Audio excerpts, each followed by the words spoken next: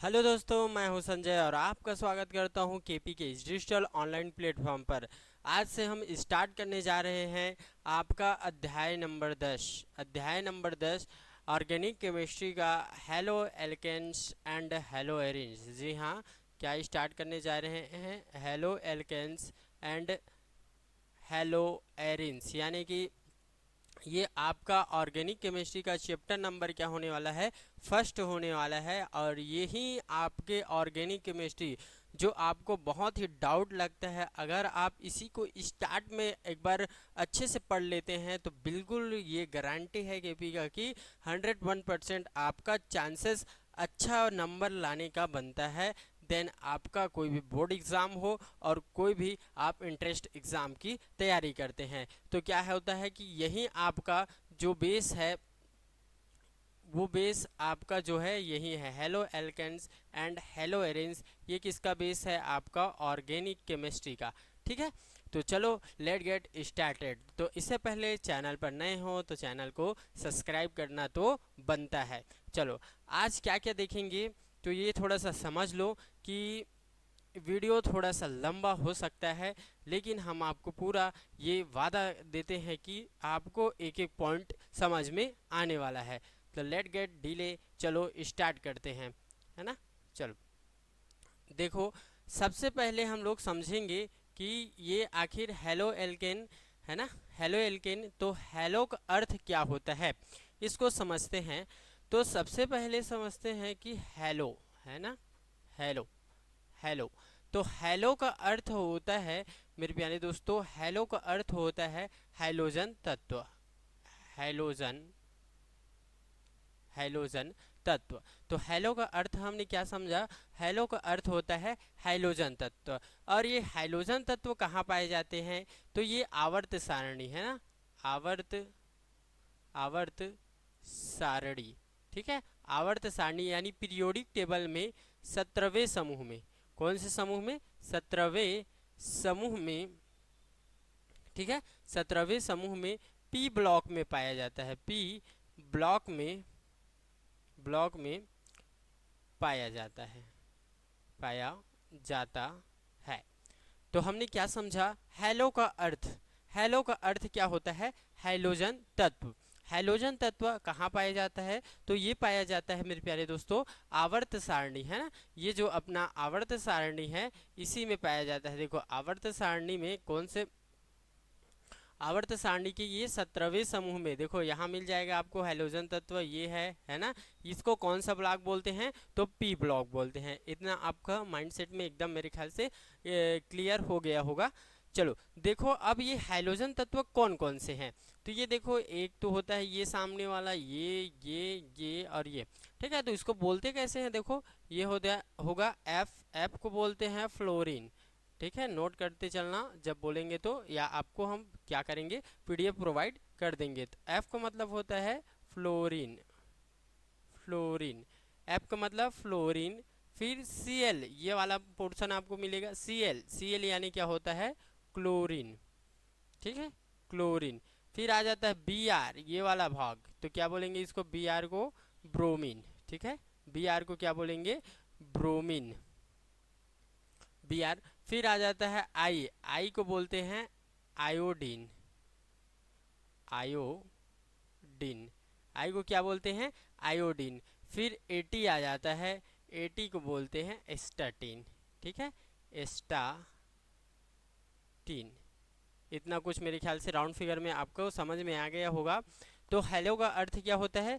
Hydrogen तत्व। ये कहाँ पाए जाते हैं? आवर्त सारणी में पाए जाते हैं। तो आवर्त सारणी में कहाँ पाए जाते हैं? तो 17वें समूह में पाए जाते हैं। और 17वें समूह कौन से ब्लॉक के अंतर्गत आता है? तो पी ब्लॉक के अंतर। तो इसमें कौन कौन से अपना तत्व पाए जाते हैं? तो एक तो पाया जाता है फ्लोरीन, फिर सेकेंड क्लोरीन, फिर ब्रोमीन, फिर आयोडीन, फिर एस्टाटीन। ठीक है, तो इतना आपको समझ में आ गया हो तो स्क्रीनशॉट ले सकते हैं। फिर आगे बढ़ते हैं कि कार्बन की संख्या के आधार पर आखिर हेलो एल्केन में नामकरण कैसे करते हैं।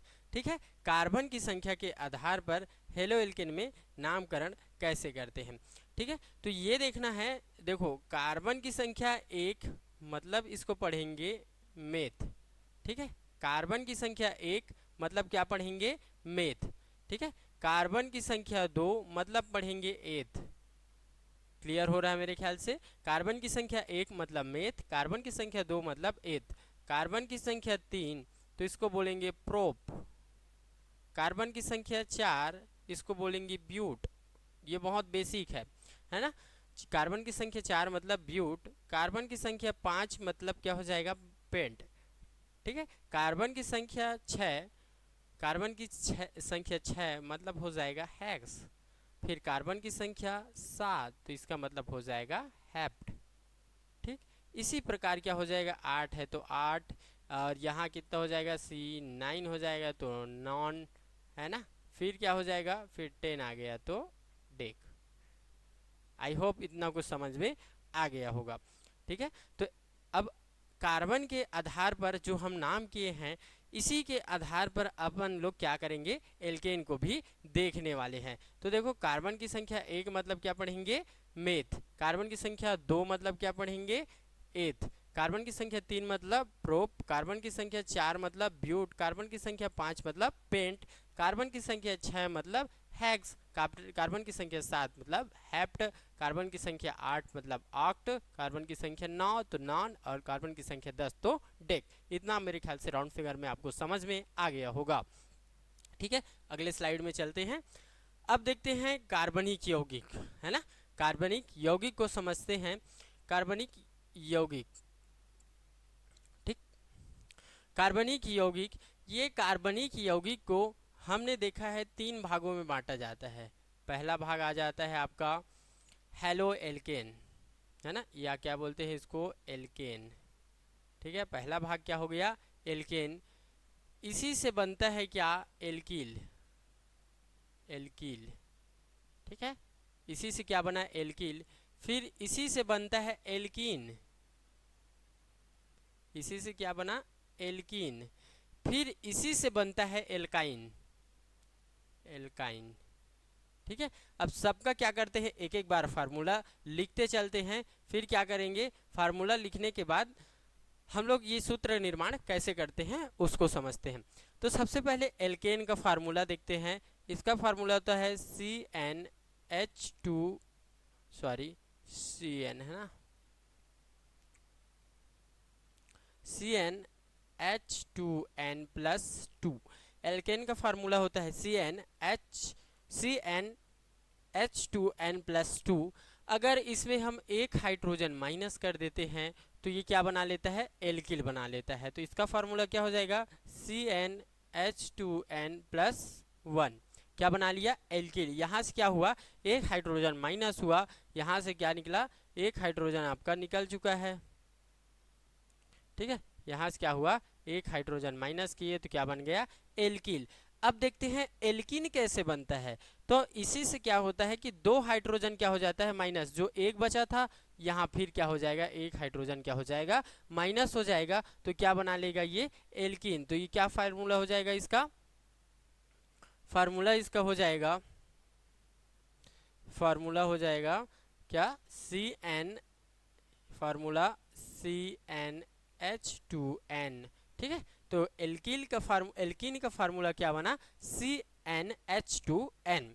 अब इसी में आते हैं एल्काइन। तो एल्काइन में क्या होता है, डायरेक्ट दो, देखो इसमें से एक निकाले हैं वो और इसमें से एक निकाले हैं वो, दोनों डायरेक्ट माइनस हो जाता है किसमें, एल्काइन में। दोनों किसमें माइनस हो जाएगा, एल्काइन में। तो इसका फार्मूला बन जाता है CnH2n-2। है, आई होप समझ में आ रहा होगा। नहीं सर समझ में नहीं आया, एक बार फिर बताओ। तो देखो एल्केन का फार्मूला बोलता है, क्या बोलता है, CnH2n+2। अब इसी में क्या करना है हमको, राउंड फिगर में क्या करना है, एक हाइड्रोजन को माइनस करना है।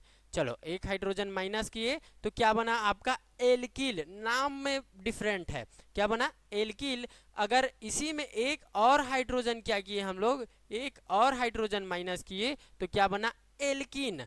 अब इसी में क्या करेंगे, 2 हाइड्रोजन माइनस कर देंगे, कितना हाइड्रोजन, 2 हाइड्रोजन माइनस कर दिए तो क्या बनाया, एल्काइन। ठीक, आई होप आपको समझ में आ रहा होगा। अब इसी को आगे बढ़ाते हुए हम लोग चलते हैं।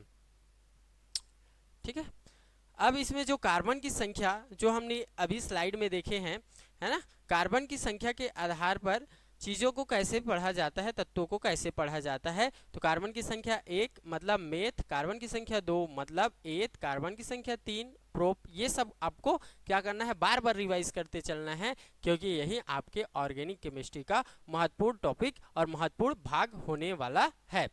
ठीक है, चलो हम लोग कौन से टॉपिक में बात कर रहे थे। अब एल्केन को कैसे हम लोग इसमें एथेन मेथेन प्रोपेन बनाते चलते हैं, ये देखते हैं। देखो सूत्र का निर्माण करना आना चाहिए आपको। ये जो C है, जो N है, ये क्या है, नंबर ऑफ कार्बन। जैसे N लगा है तो ये क्या हो सकता है, कार्बन की संख्या, कार्बन की संख्या। ठीक है, कार्बन की संख्या, या हो सकता है क्या, हाइड्रोजन की संख्या, हाइड्रोजन की संख्या, कार्बन की संख्या या हाइड्रोजन की संख्या। देखो अब हम क्या करते हैं, एक फार्मूला का निर्माण करते चलते हैं। तो देखना इधर से हम लोग कार्बन की संख्या 1 रखे। अब 1 को लिखने की जरूरत नहीं है, बड़े हो गए हो, क्या करते थे पहले लिखते थे, बच्चे थे तब। ठीक है, कार्बन की संख्या 1, यहाँ 1 रखा, चलो 1 रख दिया मैं। फिर H है तो H, फिर 2, N के जगह में कितना रखूंगा, 1 + 2। अब देखो गुणा करो कितना हो जाएगा, तो इसका हो जाएगा C एक कम C, और 2 एक कम 2, और 2 और 2 कितना हो जाएगा 4, CH4। आया कुछ समझ में। क्या करना है, N के जगह में हमको बार बार क्या करना है, नंबर को बदलते बदलकर रखते चलना है। देखो अब ये क्या बन गया, CH4, इसको क्या पढ़ते हैं, मेथेन। ठीक, एक कार्बन को मेथ और क्या लग जाएगा, एन लग जाएगा, क्योंकि एल्केन में क्या बन लगेगा, एन लग जाएगा, तो क्या हो जाएगा, मेथेन हो जाएगा। फिर कार्बन की संख्या कितना रखते हैं, 2 रखते हैं, तो कार्बन की संख्या 2।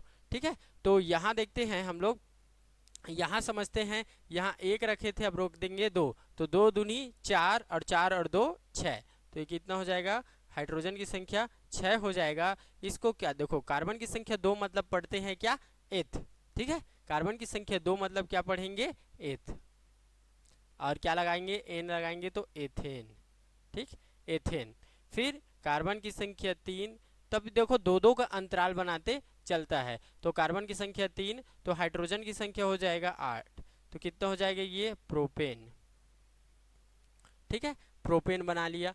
फिर कार्बन की संख्या कितना लेते हैं, 4 लेते हैं, और हाइड्रोजन की संख्या कितना कर देते हैं, 10, तो ये क्या बन जाता है, ब्यूटेन। ऐसे ही क्या करते हैं, लगातार ये क्या करता है, C कितना तक बढ़ेगा, 10 तक, और H का मान कितना हो जाएगा, देखो 10 रखेंगे, 10 दूना 20, तो 22, तो ये हो जाएगा 22। इसका क्या नाम देंगे सर, तो इसको डेकेन, है ना, तो डेक 10 होता है डेकेन, और क्या लगा देंगे, एन है, तो ये हो जाएगा डेकेन, डेक से डेकेन, है ना, 10 को क्या पढ़ते हैं डेक, तो ये डेकेन। ठीक, आई होप इतना कुछ समझ में आ गया होगा। अब चलो एल्किल के लिए कैसे बनाएंगे, तो क्या होता है इसमें, क्या बोला है, एक हाइड्रोजन क्या होता है, माइनस होता है, क्या होता है, एक हाइड्रोजन यहाँ से क्या होते चलता है, माइनस होते चलता है। चलो यहाँ भी देखते हैं सेम फार्मूला में रखकर, है ना। आई होप आप लोगों को समझ में आ रहा होगा, है ना, आ रहा होगा तो कमेंट में यस जरूर लिखना, या कोई भी दिक्कत आता है, कोई भी डाउट आता है, तो आप हमें कांटेक्ट कर सकते हैं, या आप डिस्क्रिप्शन में क्या कर देंगे, उसका लिंक डाल देंगे, जो वीडियो आप लोग बोलोगे उसका। ठीक है, तो चलो देखते हैं। फिर दूसरे फार्मूला में क्या हो जाएगा, C, कार्बन की संख्या 1, तो 1 को लिखने की जरूरत नहीं है। फिर हाइड्रोजन की संख्या 1, तो 2 एक कम 2, और 1 कितना हो जाएगा, 3, इसको पढ़ते हैं मेथ, और क्या लगाना है, ईल, तो क्या हो जाएगा, मेथिल। ठीक, इतना कुछ समझ में आ गया होगा। फटाफट चलते हैं, क्योंकि वीडियो क्या होने वाला है बच्चों, लंबा हो जाएगा। आगे देखते हैं, कार्बन की संख्या रखते हैं हम लोग कितना, 2, कार्बन की संख्या 2 रखे हैं, तो हमको क्या जरूरत पड़ेगा, हाइड्रोजन की संख्या को भी कितना रखना पड़ेगा, 2 रखना पड़ेगा, तो ये इतना हो जाएगा CH। अब देखो 2 तो पहले से है, तो 2 रखेंगे। ठीक है, यहाँ N था, यहाँ N, ठीक है, 2 रखना है, तो 2 दूने 4, और 1 5, इसको क्या पढ़ेंगे, एथेन, एथिल, सॉरी एथिल पढ़ेंगे। फिर C3, H कितना हो जाएगा, 3 दूना 6, कितना हो जाएगा ये, 3, ये कितना हो जाएगा, यहाँ 3 रखेंगे तो 3 दूना 6 और 1 7, इसको क्या पढ़ेंगे, प्रोपिल। फिर आगे ये आप लोगों का है होमवर्क, ठीक है। फिर अपन लोग देखते हैं एल्कीन का। एल्कीन में क्या होता था, यहाँ 2 हाइड्रोजन था और यहाँ कितना हो जाएगा, 1 हाइड्रोजन हो जाएगा, ठीक है। क्या हो जाएगा, 1 हाइड्रोजन हो जाएगा। चलो ये करते हैं, तो ये कितना हो जाएगा, C का मान 1 और H का मान 1 रखेंगे तो 2 1 कम 2, तो C2 वाला कोई भी अपना फार्मूला नहीं बनता है, ये याद रखना है। ये कैसे बनेगा, डायरेक्ट स्टार्ट होता है C2, H का मान रखेंगे यहाँ 2 तो 2 दूना 4, इसको क्या पढ़ेंगे, एथीन, क्या पढ़ेंगे, एथीन, ठीक। फिर क्या करेंगे, C3, H कितना हो जाएगा 6, इसको पढ़ेंगे प्रोपीन।